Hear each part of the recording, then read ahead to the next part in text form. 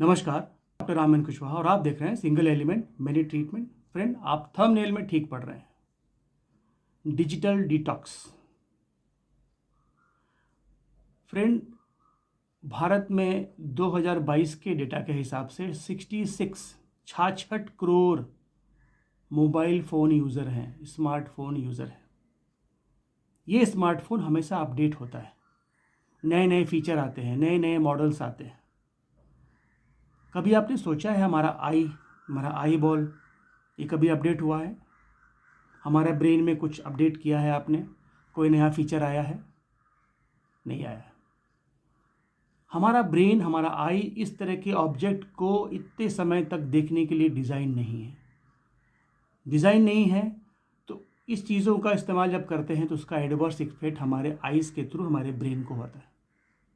और भी muscular skeletal disorder भी होते हैं, उसके बारे में हम आप पहले बता चुके हैं। उसका लिंक हम आपको दे देंगे, आप देख सकते हैं। आज हम बात कर रहे हैं मेंटल स्ट्रेस के बारे में, जो मोबाइल फ़ोन के द्वारा हमारे जीवन में ये धीरे धीरे बढ़ रहा है, स्लो पॉइजन। सब कुछ अपडेट हो रहा है, हम अपडेट नहीं हो रहे, हमारा आई बॉल अपडेट नहीं, ब्रेन अपडेट नहीं। अब इससे जो साइड इफ़ेक्ट हो रहा है, उससे जब आदमी ग्रसित होता है तो इसके इलाज के लिए बोलता है हम जा रहे हैं डिटॉक्स करने के लिए, हम डिजिटल डिटॉक्स करने जा रहे हैं। भाई, जिसके पास पैसा है वो चला गया नेचुरोपैथी सेंटर, 10 दिन 12 दिन बैठ गया, मोबाइल फ़ोन बंद कर दिया, डिटॉक्स हो गया, वापस आया, काम पे लग गया। जो लोग वहाँ पे नहीं जा सकते हैं, जिनके पास समय नहीं है, जिनके पास उतना रिसोर्स नहीं है, वो क्या करेंगे? तो हम आपको बता रहे हैं फ्रेंड कि अपना वही जूना पुराना आई ब्रेन के साथ हम नए डिजिटल गैजेट्स, मोबाइल फ़ोन का इस्तेमाल करके अपने आप को हम डिटॉक्स कैसे कर सकते हैं। सिंपल सा टेक्निक है, आप करेंगे तो आप खुद से घर में बैठे बैठे अपने आप को डिटॉक्स कर सकते हैं, स्ट्रेस फ्री कर सकते हैं। फ्रेंड, जब आई से कोई चीज़ ऑब्जेक्ट देखते हैं ना आप, तो आपके ब्रेन का फ्रीक्वेंसी बहुत बढ़ जाता है। जब ब्रेन का फ्रीक्वेंसी बढ़ता है तो ब्रेन थक जाता है, उसमें तनाव होने लगते हैं, उसके जो नर्व सिस्टम है वो धीरे धीरे स्ट्रेच हो जाते हैं। स्ट्रेच हो जाकर कॉन्ट्रैक्ट होके एक ही जगह पे स्टेबल हो जाते हैं, जिसको rigidness of your nerve system. अब एक बार अगर आपका नर्व सिस्टम रिलीज़ नहीं हुआ, स्ट्रेच हो गया, उसको रिलीज़ होते होते 7 से 12 घंटे लगते हैं। अभी ठीक है, आप दिन भर काम किए, सो गए, लेकिन जब तक आपका नर्व रिलैक्स होता है तब तक फिर आप फ़ोन चालू कर देते हैं, सुबह उठते फिर फ़ोन चालू। तो आपके ब्रेन के नसों को, नर्व्स को, सेल्स को रिलैक्स नहीं मिलता है, तो उसके अंदर टॉक्सिटी डेवलप होती है। और आपको ये पता है कि किसी भी चीज़ का ज़्यादा इस्तेमाल करेंगे तो उसके साइड इफ़ेक्ट होंगे, जानलेवा हो सकते हैं, जहर के जैसा हमारे बॉडी में काम करता है। फ्रेंड, कोई भी चीज़ एक्सेस पॉइजन है। तो आज इस वीडियो में हम आपको बताएंगे कि इस डिटॉक्सिफिकेशन के प्रोसेस को कैसा आप घर में कर सकते हैं। बहुत इजी टेक्निक है, कोई भी कर सकता है और करना ही पड़ेगा, नहीं तो आप बीमार और बहुत बीमार होने के लिए तैयार हो जाइए। डिफरेंट पहले होता है कि हमारा आई, पहला ऑब्जेक्ट हमारा आई देखता है, ब्रेन को मैसेज जाता है, ब्रेन उसको रिकॉग्नाइज करता है। तो आई जो है वो ब्रेन का डोर है, door of the brain, ice. तो हम लोग पहले आइस के ऊपर होने वाले स्ट्रेस को रिलीज़ करने के लिए टेक्निक है जिसको बोलते हैं नेत्रधोती, उसको हम परफॉर्म करेंगे। टोप में पानी लेना है, साफ पानी, ध्यान रखना है, क्लीन वाटर, बहुत ठंडा नहीं करना है, नॉर्मल वाटर लेना है। उसके अंदर आंखें खोल के पानी के अंदर सर डालना है, फ्रंट पार्ट, श्वास बंद रखना है, श्वास रोक के आइस को टब में डालना है, clockwise, anti clockwise, right left up and down घुमाना है। 5 से 10 सेकेंड तक रखना है, उसके ऊपर जाने की कोशिश मत करिएगा। ऐसा आपको 3 बार करना है। अब देखिए वीडियो में आपको बता रहा हूँ। साफ पानी भर लिया टोप में, आइस बॉल को, फेस को पानी में डुबा दिया, जैसा मैंने बताया वैसा आप पानी में कर रहे हैं क्योंकि दिखाई तो देगा नहीं। आप बॉल को घुमाइए clockwise, anti clockwise, right left up and down, और धीरे से सर को बाहर निकालिए। पानी को धीरे से पोंछना है, अगर 3 बार हो गया हो तो पोंछ सकते हैं ऐसे क्लीन करके। आइज़ में थोड़ा ईचिंग हो सकता है, हैवीनेस हो सकता है, तो उसको ईच नहीं करना है आपको, खाली पानी को से रिलीज़ कर देंगे, इचिंग कुछ समय के बाद अपने आप चला जाती है, आँख थोड़ी भारी हो जाती है और रिलैक्स हो जाएगी। लेकिन आप इचने की कोशिश मत करिए, नहीं तो लाल हो जाएगी आगे से। ऐसा आपको 3 बार करना है फ्रेंड। Simple technique. सबसे पहला आइस के प्रेशर को रिलीज़ करिए, नहीं तो ई आइस के थ्रू आपके पूरे ब्रेन के अंदर स्ट्रेस जाएगा। उसके बाद आता है, अब ब्रेन की जो सेल्स हैं वो बहुत ज़्यादा ओवर स्ट्रेच हो रही हैं, तो उनको वाइब्रेशन देना पड़ता है ताकि वो रिलैक्स हो जाए। जैसे हम लोग बॉडी में करते हैं ना मसाज मसल्स को रिलैक्स करने के लिए, वैसे आपको ब्रेन के अंदर जो सेल्स हैं उनको आपको रिलैक्स करने के लिए उनको मसाज देना है। उसको बोलते हैं भ्रामरी प्राणायाम। भ्रामरी प्राणायाम से आपका रिलैक्स, आपका ब्रेन का जो सेल्स है वो बहुत जल्दी रिलैक्स होता है, स्ट्रेस फ्री होते हैं, एंग्जाइटी डिप्रेशन से आपको मुक्ति मिलती है। बहुत ही पावरफुल ब्रीदिंग प्रैक्टिस है भ्रामरी प्राणायाम। कान को आपको थंब से बंद करना है, 4 फिंगर का कर्टेन अपने आइज़ के ऊपर लगाना है ऐसे, ताकि आपकी आँख के सामने अंधेरा हो जाए। श्वास भरना है और ओम चैंटिंग के साथ ओम करना है।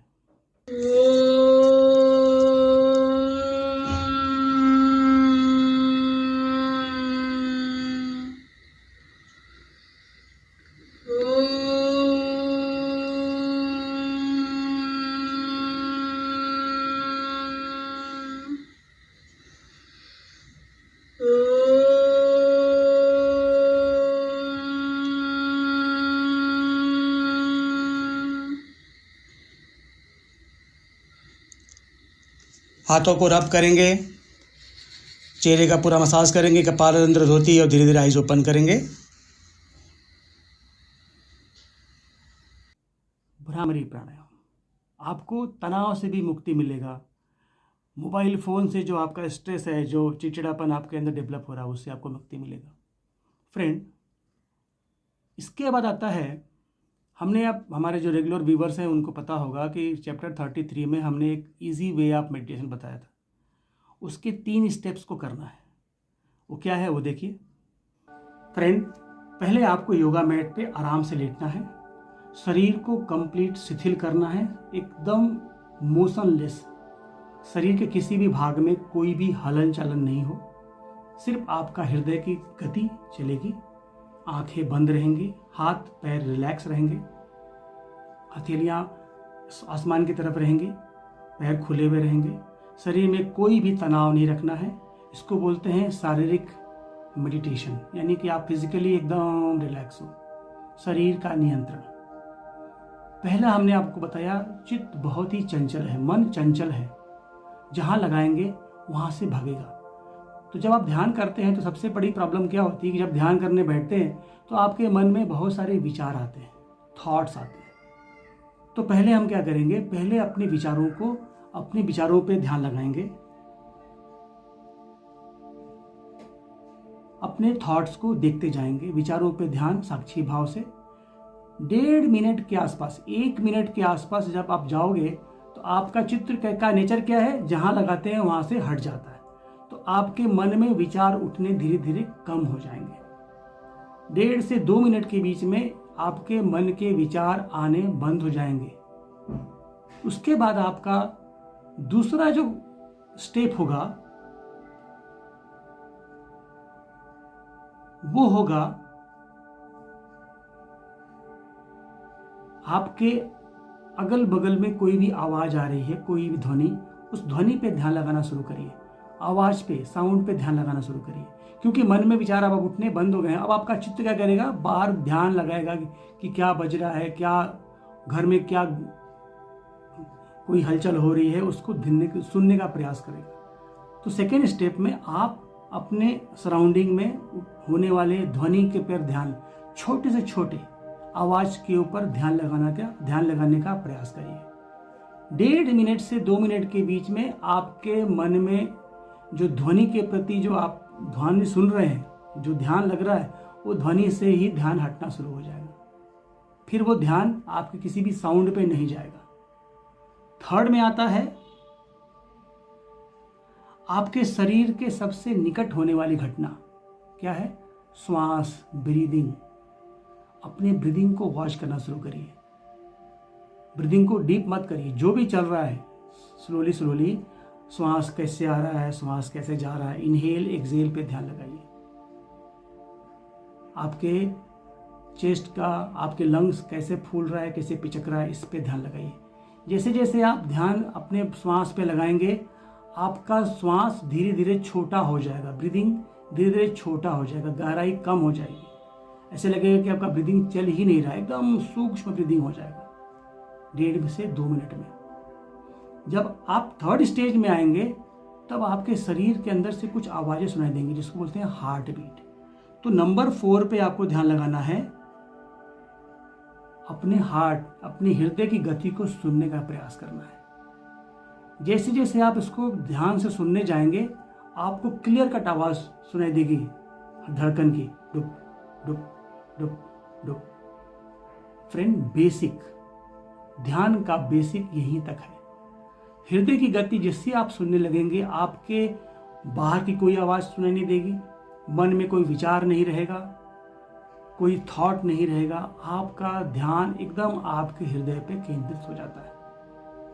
जब आपका हृदय पे ध्यान, उसकी गति पे ध्यान, उसकी आवाज़ आप सुन सकते हैं, जितनी देर तक आप हृदय की गति सुन सकोगे, तब तक आपको बाहर का न तो कोई आवाज़ आएगी कान में, न तो कोई आपके विचार आएंगे मन में।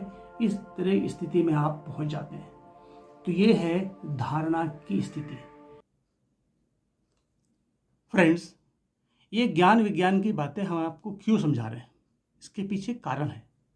उस कारण को समझेंगे तो आप थोड़ा सेल्फ मोटिवेट हो सकते हैं। तो डियर फ्रेंड, इसमें कुछ रीज़न ऐसे हैं जो अलार्मिंग है। पहला है, जब आप एक्सेस यूज़ आप मोबाइल फ़ोन, ज़्यादातर लोग मोबाइल फ़ोन ही यूज़ कर रहे हैं क्योंकि everything is on finger tip. Smartphone, gadgets के नाम पे स्मार्टफोन ज़्यादा इस्तेमाल हो रहा है। पहला होता है मस्कुलोस्केलेटल डिसऑर्डर, मतलब neck pain, cervical pain, shoulder pain, radiating pain in hands, इस तरह की चीज़ें हैं। ये आता है मस्कुलोस्केलेटल डिसऑर्डर में।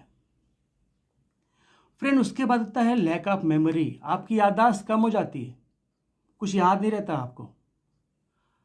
फिर आपका पेशेंस लूज होता है, आपको बार बार गुस्सा आता है, कुछ नहीं बोला ना कि आप तुरंत बमक जाते हैं, गुस्सा करते हैं। पेशेंस नहीं है आपके अंदर, सहनशीलता नहीं है, कम हो रही है, आप कोई चीज़ टॉलरेट नहीं कर रहे हैं। एंग्जाइटी हो रहा है, डिप्रेशन हो रहा है, बार बार में चिड़चिड़ कर रहे हैं आप, शांत बैठे हैं, किसी से बात नहीं करना है, नहीं है ठीक है मैं अकेला ठीक हूँ, दुनिया भर का ड्रामा, डायलॉगबाजी। फिर है लैक ऑफ कंसंट्रेशन, आप कुछ लिख रहे हैं, पढ़ रहे हैं, आपका ध्यान ही लगता नहीं है उसमें। मोबाइल फ़ोन में देखी हुई चीज़ें आपके दिमाग में घूमती रहती है, फुल टाइम वही दिमाग में घूमते रहता है। तो ये खास करके जो हमारे स्टूडेंट हैं, हमारे जो विद्यार्थी हैं, जो पढ़ाई कर रहे हैं, उनको ये बहुत प्रॉब्लम हो रहा है। उनका पढ़ने में मन नहीं लग रहा है, और पढ़ भी रहे हैं तो उनको कुछ याद नहीं हो रहा है। उसके बाद है सोशल रिलेशनशिप, पिताजी, माताजी, भाई बहन के साथ ना तो कोई बातचीत, ना लेन देन, ना कुछ नहीं, नथिंग, वो कम हो रहा है। सबसे बड़ा जो प्रॉब्लम है वो है सिचुएशनल अवेयरनेस, मतलब आपको अपने इर्द गिर्द की परिस्थितियों के बारे में ज्ञान ही नहीं है। आप रास्ते में चल रहे हैं, मोबाइल फ़ोन में घुसे हैं, खड्डा आया, गिर गए, पता नहीं, हाथ पैर टूट गए। स्टेशन पे जा रहे हैं, लोकल ट्रेन आ रही है, जा रही है, कोई आपके सामने से निकल रहा है, कोई गाड़ी वाला है, बाइक वाला है, लेकिन आपको कुछ पता नहीं है, आपका सर मोबाइल फ़ोन में। इसको बोलते हैं लैक ऑफ सिचुएशनल अवेयरनेस, आपको आता पता ही कुछ नहीं। और जिनको इस चीज़ों के लिए नौकरी मिली है, जॉब मिली, जैसे सिक्योरिटी, वॉचमैन, स्टेशन के ऊपर guards, police, traffic police, whatever, जो लोग भी हैं जिनको ये काम दिया गया है कि भाई आप लोगों को रक्षा करिए, लोगों को वॉच करिए, वो भी मोबाइल फ़ोन ही वॉच कर रहे हैं, लोगों को कोई वॉच नहीं कर रहा। फिर एक रिसर्च में देखा गया है कि जो लोगों की वर्क एबिलिटी है, जो काम करने की क्षमता है, वो भी कम हो रही है। लगभग 30% तो उनकी एबिलिटी कम हो ही रही है, क्योंकि आधे टाइम मोबाइल में रहते हैं, काम कम करते हैं। मोबाइल बजा, टुन, भाई किसका आया देखो, फेसबुक पे क्या आया, व्हाट्सएप पे क्या आया, इंस्टाग्राम पे क्या आया। तो ये चीज़ें आपके जीवन को और बर्बाद कर रही हैं, वर्स कर रही हैं फ्रेंड। तो इसीलिए ये वीडियो बनाना ज़रूरी था कि अगर आपको डिटॉक्स करना है, इन चीज़ों से बचना है, तो आप घर में अपनी स्थिति को सुधारने के लिए 3 चीज़ें करिए। आपके पास बहुत ज़्यादा पैसा है, आपके पास बहुत ज़्यादा समय है, तो आप किसी भी रिहैब सेंटर में जा सकते हैं, क्योंकि पहले के ज़माने में रिहैब का जो सेंटर था, वो जिनको नशा मुक्ति करना है उनके लिए रिहैब होता था। आजकल ये ऐसे भी लोगों को रिहैब है जिनको डिजिटल टॉक्सिफिकेशन की प्रॉब्लम हो गई, ज़्यादा टॉक्सिटी ज़्यादा बढ़ गई है। तो फ्रेंड, 3 क्रियाएं आपको बता दिया। मोबाइल फ़ोन देखिए, पर 3 क्रियाओं को भी आपको करना है।